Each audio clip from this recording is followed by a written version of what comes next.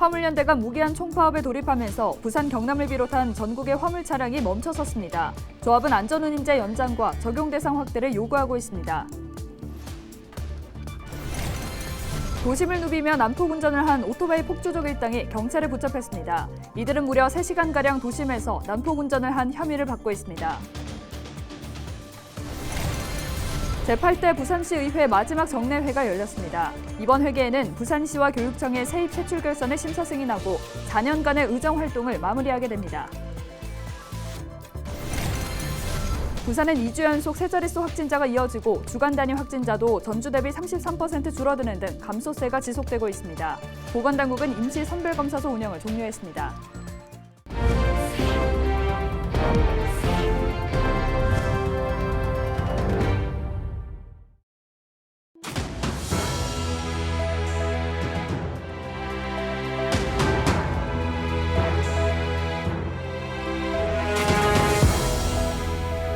여러분 안녕하십니까? 헬로티비 부산 뉴스입니다. 화물연대가 생존권 보장을 요구하며 7일부터 무기한 총파업에 돌입했습니다. 부산과 경남을 비롯한 전국의 화물 차량이 멈춰섰는데요. 화물차 기사들은 올해로 끝나는 안전운임제의 지속 추진과 적용 대상 확대를 요구하고 있습니다. 보도에 표영민 기자입니다. 경남 거제의 한 도로입니다. 도로 양쪽으로 대형 화물 차량들이 줄지어 서 있습니다. 한창 운행 중이어야 할 시간이지만 화물연대가 총파업에 돌입하면서 멈춰선 겁니다. 화물연대는 전국 주요 물류 거점 16곳에서 총파업 출정식을 열고 투쟁에 들어갔습니다. 부산, 경남에서도 2천여 명 가까운 화물 기사들이 출정식에 참여했습니다. 화물차 기사들은 운송료 인상 등 생존권 보장을 요구하며 거리로 나섰습니다. 이들은 올해 말로 종료되는 안전운임제 폐지를 반대하고 적용 대상도 확대해 줄 것을 정부에 요구했습니다. 안전운임제는 연료비와 연동돼 기름값이 올라도 화물 기사들의 운임이 줄지 않기 때문입니다. 화물 노동자의 자존심과 삶을 지켜내고 도로 안전을 지키는 투쟁의 지도부는 어떠한 협박도 굴하지 않을 것입니다. 42만 화물 노동자가 소외되지 않고 모두가 안전운임을 적용받을 수 있도록 투쟁할 것입니다. 현재 전체 화물기사 42만여 명 중 화물연대 조합원 수는 2만 6천여 명. 하지만 컨테이너와 시멘트 화물차 비중이 높아 파업이 장기화되면 물류 소송에 차질을 빚게 됩니다. 국토교통부는 관용 차량을 투입하고 일부 화물은 자가용 운송도 허용하기로 하는 등 비상소송 대책을 마련했습니다. 한편 화물연대는 정부가 요구사항을 받아들일 때까지 무기한 총파업을 이어갈 예정입니다. 헬로티비 뉴스 표영민입니다. 난폭 운전으로 시민들을 불안에 떨게 한 오토바이 폭주족들이 무더기로 붙잡혔습니다. 이들은 무려 3시간 동안 도심을 활보한 것으로 드러났습니다. 보도에 김한식 기자입니다. 터널을 질주하는 한 무리의 오토바이. 잠시 뒤 역주행을 하기 시작합니다. 마주오던 차량들과 엉키면서 터널은 한순간에 아수라장으로 변합니다. 광란의 질주는 시내에서도 이어집니다. 교차로 한가운데서 불법 유턴은 물론 달리는 차량 주변을 돌며 위협 운전을 하고 차량 바로 앞을 스치듯 가로지르기도 합니다. 추적에 나선 경찰은 시내에 설치된 CCTV 110여 대의 영상을 분석해 사건 발생 한 달 남짓 만에 폭주족 14명을 모두 검거했습니다.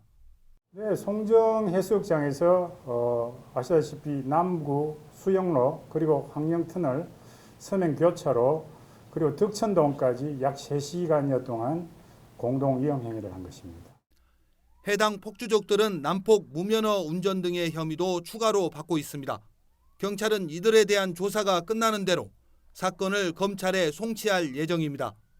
또 오토바이 폭주족을 끝까지 추적해 시민들의 안전을 확보하겠다고 밝혔습니다. 헬로티비 뉴스 김한식입니다.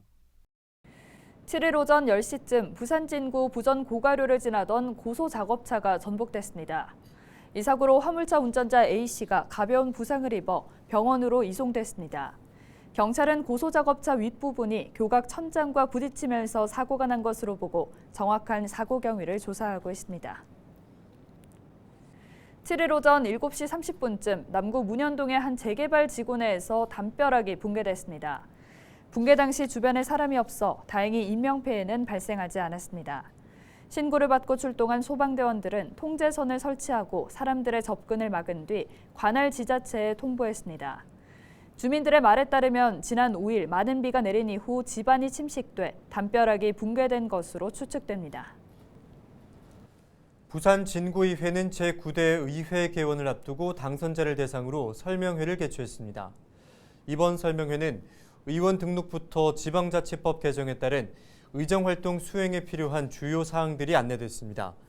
부산 진구의회 사무국은 의장과 부의장 등 집행부 선출 준비 등 9대 의회 개원에 차질이 없도록 준비하겠다고 밝혔습니다. 지난 지방선거에서 의원 정수가 1명 줄어든 부산 진구의회는 국민의힘과 더불어민주당 소속 후보가 각각 9명씩 선출됐습니다. 네, 제8대 부산시의회 마지막 정례회가 7일 열렸습니다.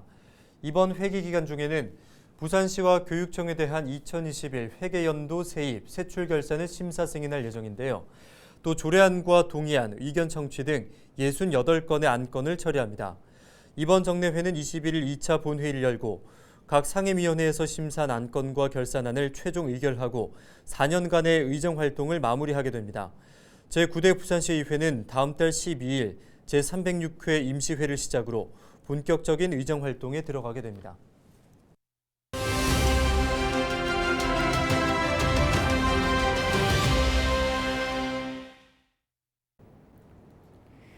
(12대 5) 지난 6월 1일 치러진 제8회 전국동시 지방선거에서 국민의힘과 더불어민주당이 거둔 성적표입니다. 국민들은 견제보다 안정을 택했다고 볼 수 있겠는데요. 4년 전 지방선거와는 완전히 다른 정치 지형이 구성됐습니다.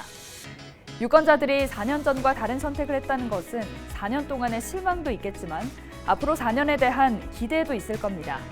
승리한 국민의힘은 축배부터 들 게 아니라 유권자의 준엄한 명령과 감시의 눈이 있다는 걸 마음에 새겨야 할 겁니다. 앞으로 2년 후에는 국회의원 선거가 기다리고 있죠. 이번에 국민의 선택을 받은 사람들이 어떻게 하느냐에 따라 각 정당 후보자들마다 희비가 엇갈릴 겁니다. 당선인들은 오로지 국민만 바라보고 지역 주민만 바라보고 유권자에 대한 약속한 공약을 성실히 이행해 주시기를 기대해 봅니다. 지금까지 데일리 브리핑이었습니다.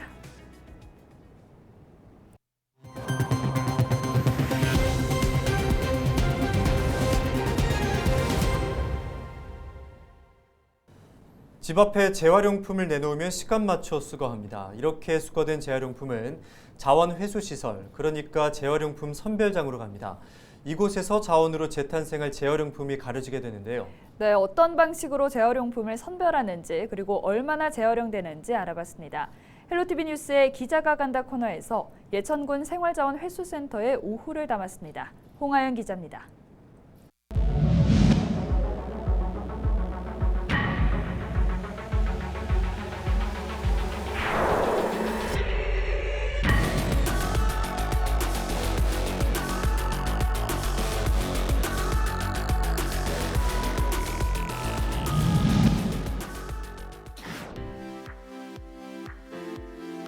제가 오늘 나온 이곳은 예천군 생활자원회수센터입니다. 이곳은 예천군민이 내놓은 재활용품이 모두 처리되는 곳입니다. 하루 3.5톤이 처리되는데 재활용품 부피가 크기 때문에 5톤 트럭 5대가 이렇게 나와서 처리를 한다고 하는데요. 오늘은 저와 함께 올바른 재활용품 분리 배출에 대해서 알아보겠습니다. 먼저 야외 선별장으로 향했습니다. 수거 차량이 재활용품을 내놓으면 이곳에서 하나하나 분류 작업을 진행하죠. 정말 별 희한한 것들이 많이 보입니다. 정말 이것도 재활용품이라고 생각하고 내놓으신 걸까요? 이렇게 일일이 병과 캔, 알루미늄은 수작업으로 분리를 합니다. 이렇게 분리가 되면 저기 있는 생활자원회수센터에 들어가서 이제 하나씩 기계로 다 분리가 되는 거죠. 이렇게 선별한 재활용품들을 부으면 컨베이어 벨트를 타고 올라가서 종류별로 분리가 됩니다. 화력 선별기로 선별이 안 되기 때문에 사람 수작업으로 무조건 골라서 투입부에 놓아야 됩니다. 이곳에서는 알루미늄을 따로 분리를 합니다. 왜냐하면 페트병이 있는 곳에 그대로 가서 알루미늄이 섞이게 되면 녹는 점이 달라서 기계 고장이 날 수 있기 때문에 컨베이어 벨트 속에서 알루미늄 캔들을 따로 분리를 해서 이렇게 집어 넣어야 합니다. 스티로폼도 재활용이 이뤄지는데 그 과정은 쉽지 않았습니다. 재활용이 가능할까 의문이 드는 스티로폼 상자도 곳곳에 있었습니다. 선수 이렇게 보시게 되면 이물질이 너무 많이 붙어서 저희들이 칼로 빗겨도 안 되고 아무데도 작업이 안 됩니다. 고생하며 분류했는데 재활용률은 54%에 불과했습니다. 나머지는 일반 쓰레기로 버려지는 거죠. 분리 배출하시는 과정에서 세척이 안 되거나 아니면 이제 이물질이 섞여 있거나 해서 재활용 안 되는 경우도 많이 발생하고 있습니다. 재활용품일까 아닐까 애매한 것들이 참 많은데요. 이럴 때는 환경부가 내놓은 휴대폰 어플 내 손 안에 분리 배출을 이용하면 재활용품인지 아닌지 좀 더 쉽게 구분할 수 있습니다. 이를테면 종이는 재활용이 됩니다. 하지만 이렇게 코팅된 잡지나 카드 영수증으로 쓰는 감열지는 재활용이 안 됩니다. 그렇다면 한쪽 면이 코팅된 이 종이컵은 어떨까요? 재활용이 됩니다. 하지만 재활용품, 다른 종이와 분리 배출을 해야 하는 이유에 대해서는 이렇게 잘 적혀 있죠. 네, 다음은 요즘 입지가 줄어든 CD입니다. CD는 재활용이 안 됩니다. 플라스틱의 일종인 폴리카보네이트로 만들었습니다만 전자기록이 가능하도록 염료로 코팅했기 때문에 따로 플라스틱만 분리 배출하기 어렵기 때문입니다. 마지막으로 못과 나사입니다. 이건 누가 봐도 고철이기 때문에 재활용이 가능합니다만 종량제 봉투에 담아서 버려도 됩니다. 자력 선별 과정을 거쳐서 다시 골라내기 때문입니다. 하지만 분리 배출을 한다면 선별 작업 과정을 생각해서 좀 더 안전하게 배출하면 좋겠죠? 1995년부터 시작한 쓰레기 분리 배출. 하면 할수록 번거롭게 느껴질 때도 있지만 그 수고로움을 견디면 쓰레기는 자원으로 재탄생합니다. 우리가 사는 이 땅을 위해 조금 더 부지런해져 보는 건 어떨까요? 기자가 간다, 홍하영입니다. 네, 7일 0시 기준 부산 지역의 신규 코로나 확진자는 316명으로 나타났습니다. 지난달 25일부터 2주 연속 세 자릿수 확진자가 이어지고 있습니다. 부산의 코로나 확산은 감소세가 뚜렷하게 나타나고 있습니다. 지난 5월 29일부터 일주일간 하루 평균 확진자는 544명으로 일주일 전 834명보다 33.5% 줄어든 것으로 확인됐습니다. 재택치료 확진자도 2천여 명으로 감소했습니다. 이에 따라 보건당국은 지난 6일 임실선별 검사소 운영을 모두 종료했습니다. 지난 6일 기저질환을 앓고 있던 70대 확진자가 숨지면서 누적 사망자는 2,100여 명으로 늘었습니다. 코로나19로 중단됐던 영도대교 도계 행사가 오는 11일 오후 2시부터 재개됩니다.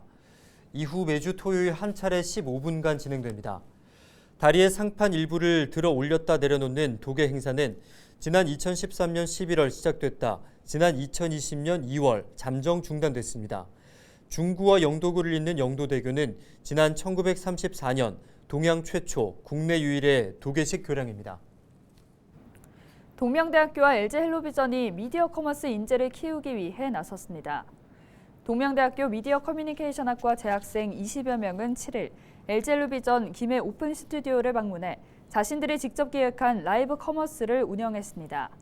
학생들은 쇼 호스트를 비롯해 PD와 작가 등 실제 라이브 커머스에 필요한 역할을 직접 체험해보고 실무 경험을 쌓았습니다.